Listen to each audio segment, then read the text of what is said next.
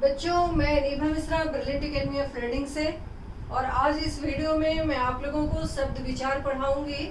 इससे पहला पाठ हिंदी का हमारा है वो वर्ण विचार का है। जितने भी प्रतियोगिता परीक्षा होता है उसमें आपको गद्यांश और पद्यांश के माध्यम से व्याकरण के भी क्वेश्चन दिए जाते हैं। तो व्याकरण की शुरुआत हमने की है, पहला पाठ पढ़ाया है वर्ण विचार। ये हमारा दूसरा वीडियो है। ब्रिलियंट एकेडमी ऑफ लर्निंग के यूट्यूब चैनल पे आपको सारा वीडियोस मिल जाएगा। आप उसको पढ़ो, सीखो उससे, और ज़्यादा से ज़्यादा शेयर करो ताकि काफ़ी सारे बच्चे भी इससे सीखें। तो सबसे पहले हम लोग सीखें कि शब्द क्या होता है। वर्णों के सार्थक समूह को शब्द कहते हैं। क्लियर? और जैसे हमने यहाँ पे लिखा है, वर्णों के सार्थक समूह को शब्द कहते हैं। जैसे कमल शब्द है, कलम शब्द है, लेकिन मकल कोई शब्द नहीं है, क्योंकि इसका अर्थ वर्ण का ये समूह है लेकिन इसका कोई अर्थ नहीं आ रहा है। अब वर्णों में क्या होगा, स्वर वर्ण व्यंजन वर्ण मिलके बनाएंगे शब्द, या जो भी हमने पिछले में करा है, जो भी जितने भी वर्ण है सब आप जरूर पढ़ना उसको। तो समझ गए बच्चों आप लोगों ने? आप लोग समझ गए कि शब्द किसको कहते हैं? वर्णों के सार्थक समूह को। दूसरा, ये एग्जाम में भी ऐसा क्वेश्चन होता है कि पद क्या है। तो पद शब्द जो है ये स्वतंत्र इकाई है, और शब्द जब वाक्य में प्रयोग किया जाता है,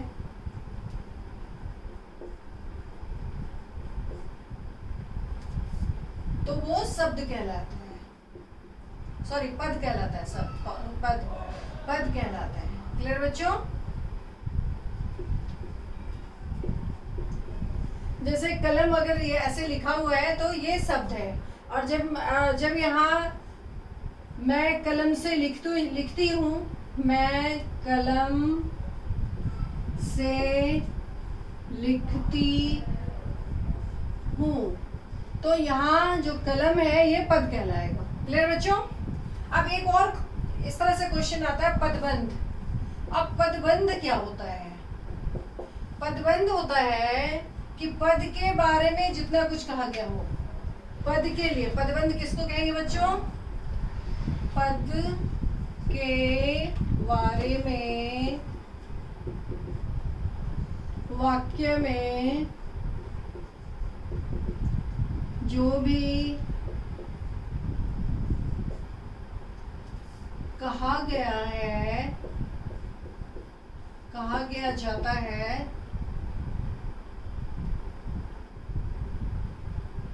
कहा गया होता है, वो क्या कहलाता है बच्चों? पदबंध कहलाता है। अब पदबंध का भी हम एक एग्जाम्पल लिखते हैं, उदाहरण लिखते हैं।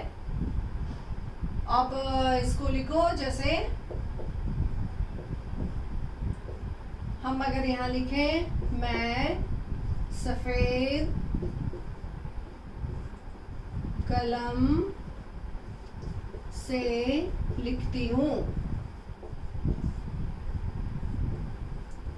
तो यहाँ कलम यानी पद के लिए क्या कहा गया? सफेद, कि सफेद कलम है। ये कलम के बारे में कहा गया है। अब ये तो जानते ही हो, ये कर्ता हो गया, और सफेद कलम, ऐसे आप इसको विशेषण भी कह सकते हो। लेकिन कलम के परिप्रेक्ष्य में जितने भी कुछ कहा जाएगा, जैसे मैं उस पेन से लिखती हूँ जो आपने मुझे दिया था, तो उस पेन से, मतलब पेन के बारे में जो पद है उसके बारे में जितना कुछ कहा जाएगा वो पदबंध कहलाएगा। क्लियर बच्चों? जैसे लिखना क्या हो गया? लिखना हो गया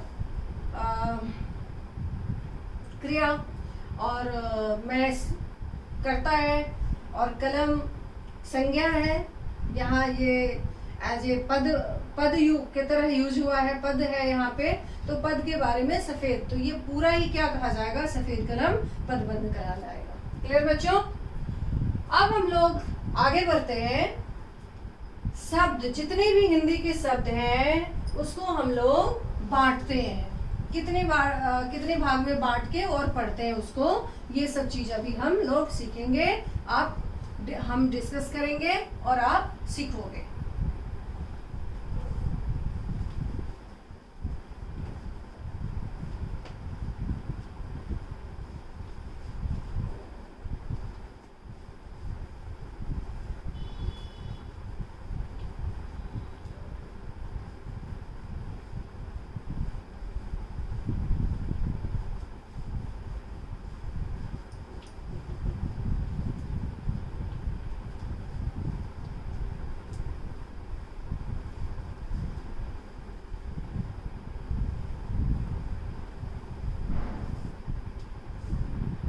देखो अब एक टेबल बनाओ आप लोग। जितने भी शब्द है हिंदी के शब्दकोश में, जितने भी शब्द हैं उसको इस तरह से हम लोग बांट के व्याकरण की दृष्टि से पढ़ते हैं। ऐसे देखो, सबसे पहले है व्युत्पत्ति के विचार से। व्युत्पत्ति के आधार पर। दूसरा उत्पत्ति के आधार पर।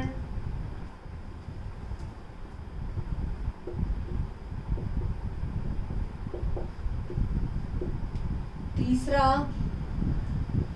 अर्थ के आधार पर।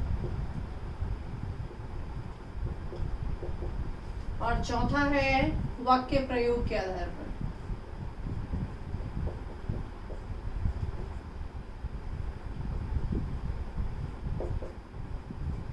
क्लियर बच्चों?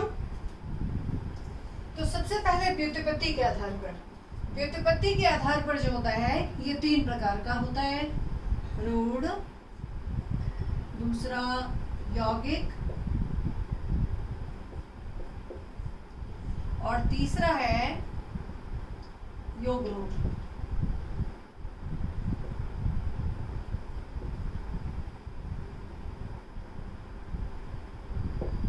क्लियर बच्चों? अब सबसे पहले रूढ़ शब्द क्या होता है, इसका परिभाषा लिखो।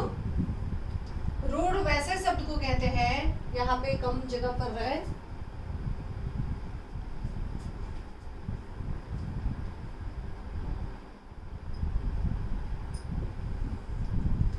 देखो रूढ़ वैसे शब्द को कहते हैं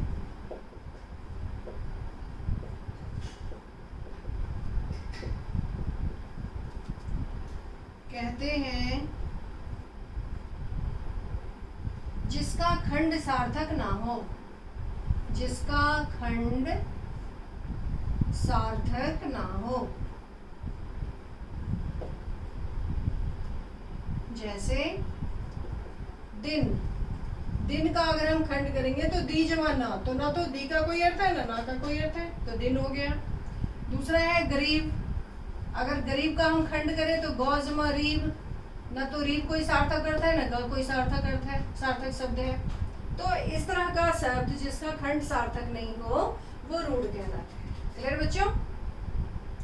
दूसरा है यौगिक। यौगिक वैसे शब्द को कहा जाता है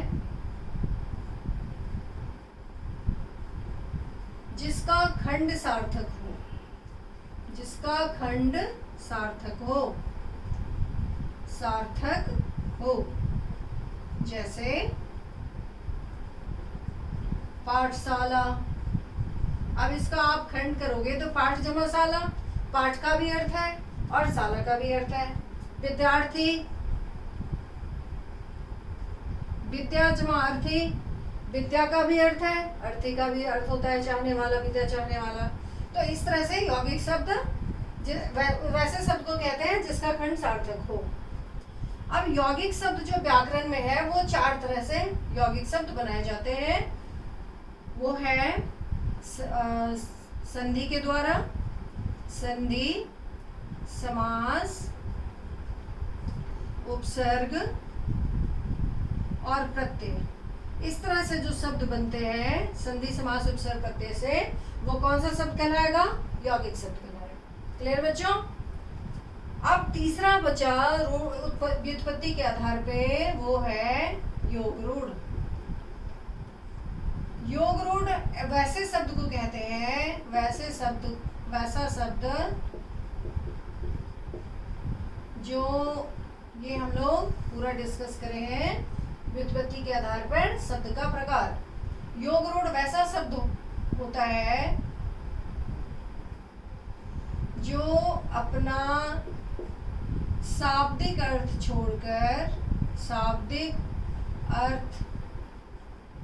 छोड़कर विशेष अर्थ रखता हो।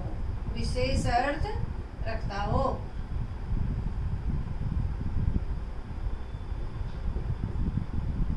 समझ गए बच्चों? अब इसका उदाहरण देखो, चारपाई है। चारपाई का शाब्दिक अर्थ क्या होता है? 4 पांव हो जिसके, लेकिन चारपाई का विशेष अर्थ क्या है? वही सोने वाला जो चार होता है, आप जानते ही हो। इसी तरह से जलद है, जलद का शाब्दिक अर्थ क्या होगा? जल देने वाला। अब जल देने वाला तो बहुत कुछ है, लेकिन जलद का अर्थ होता है बादल। तो ये तीनों जो व्युत्पत्ति के आधार पे हमने बताया है, रोड, यौगिक, योग रोड, वो समझ में आ गया होगा आप लोगों को। आगे बढ़ते हैं। अब दूसरा प्रकार होता है शब्द का, वो है उत्पत्ति के आधार पर। उत्पत्ति के आधार पर होता है वो है तत्सम, तद्भव, देशज और विदेशज।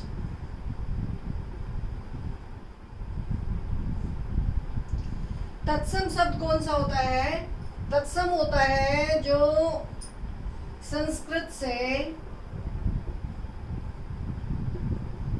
हूबहू हिंदी में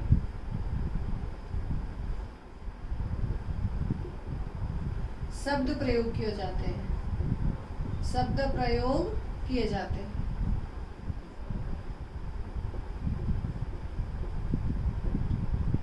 जैसे रवि, रवि, दिनकर,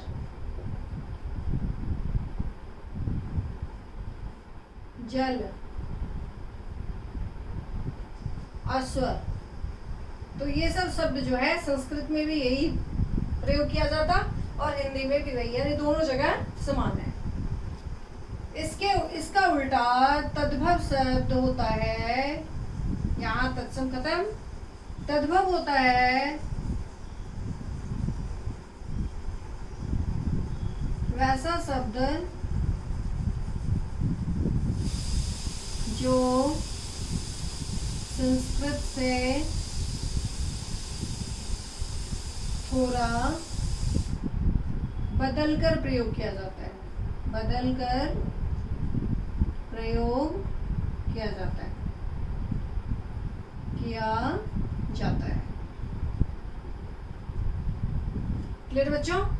अब तद्भव का उदाहरण क्या होगा? तद्भव का उदाहरण है, देखो, जैसे संस्कृत में आम्र है और हिंदी में तद्भव शब्द क्या है? आम है। दुग्ध है संस्कृत, तो यहाँ पे दूध है। हस्ती है, हस्त, सॉरी, हस्त संस्कृत शब्द है हाथ के लिए, तो हिंदी में क्या प्रयोग करते हैं? हाथ। इसी तरह से हस्ती, हाथी। तो जो संस्कृत से थोड़ा सा बदल कर प्रयोग किया जाता है वो तद्भव शब्द कहलाता है। क्लियर बच्चों? तीसरा है देशज। अब देशज शब्द क्या होता है? देशज शब्द होता है जो क्षेत्रीय भाषाओं से, जैसे भारत में बहुत सारी क्षेत्रीय भाषाएं बोली जाती है, भोजपुरी, मैथिली, पंजाबी, बंगाली, असमी, गुजराती, बहुत सारे भाषा है।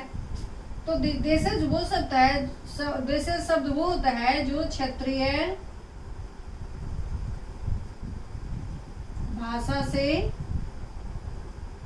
हिंदी में प्रयोग किया जाता है। हिंदी में आ गया है वो, अब हिंदी है वो शब्द आए हैं। जैसे बुढ़िया, लोटा, पगड़ी, चमचमाना, बड़बड़ाना, तो ये सब शब्द देशज है। समझ गए बच्चों? अब अगला है विदेशज। विदेशज शब्द कौन सा होता है? तो विदेशज तो इसका नाम से ही प्रकट हो रहा है कि विदेशज मतलब विदेशी भाषाओं से। विदेशज शब्द कौन सा है? जो विदेशी भाषाओं से हिंदी में आया हुआ है, हिंदी में प्रयोग किया जाता है।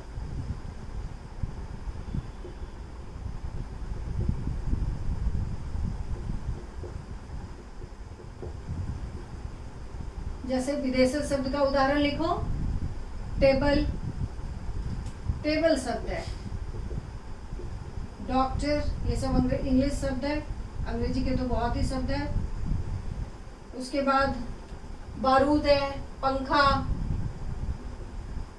उर्दू, फारसी, इंग्लिश, बहुत सारे विदेशी भाषाओं का शब्द हिंदी में है जो अब हिंदी में ही प्रयोग किया जाता है। समझ गए बच्चों? तो अभी तक आपने व्युत्पत्ति के आधार पर, उत्पत्ति के आधार पर सीखा, और तीसरा है अर्थ के आधार पर। अर्थ के आधार पर होता है एकार्थी शब्द। एकार्थी शब्द, एकार्थी शब्द वो होता है जिसका एक ही अर्थ हो, जैसे गेहूं,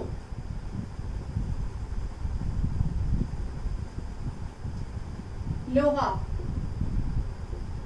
इसी तरह का एकार्थी शब्द जिसका एक ही अर्थ हो। दूसरा होता है अनेकार्थी शब्द।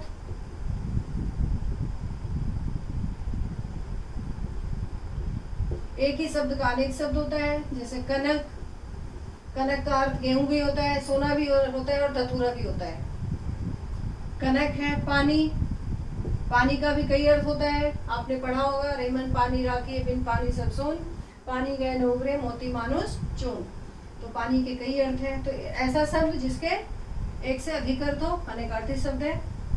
तीसरा होता है विपरीतार्थक शब्द, विपरीत शब्द। ये तो बचपन से पढ़े हुए हो गए, ये सब कुछ पढ़ा हुआ है। एक बार और रिपीट कर देते हैं। विपरीत का यही होता है ऊंचा नीचा। ऊंचा का विपरीत क्या होगा? नीचा। ठंडा गरम, भाई बहन, पति पत्नी, यानी विपरीत उल्टा। अगला है पर्यायवाची शब्द।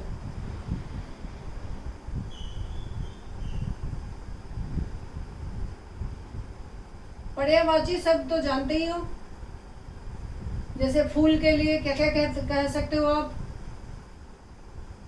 फूल, कुसुम, सुमन, और भी बहुत सारे हैं।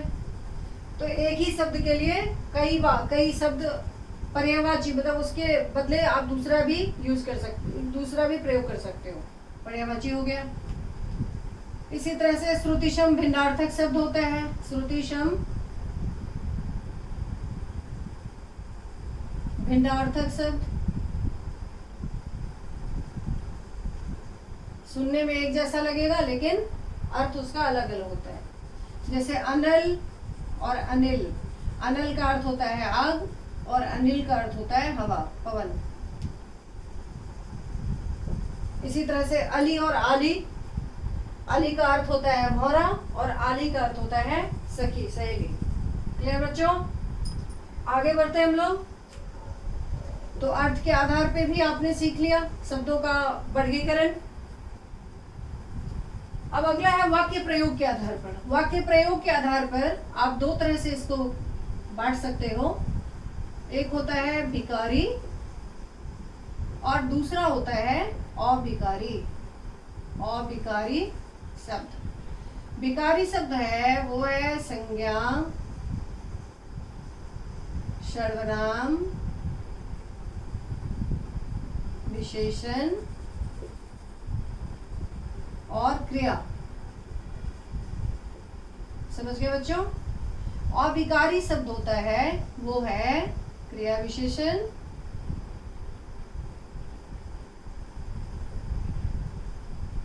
यहाँ पे छोटा लिख रहे हैं, क्रिया विशेषण,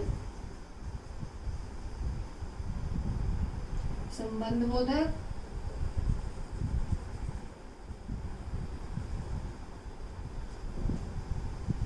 समुच्चय बोधक,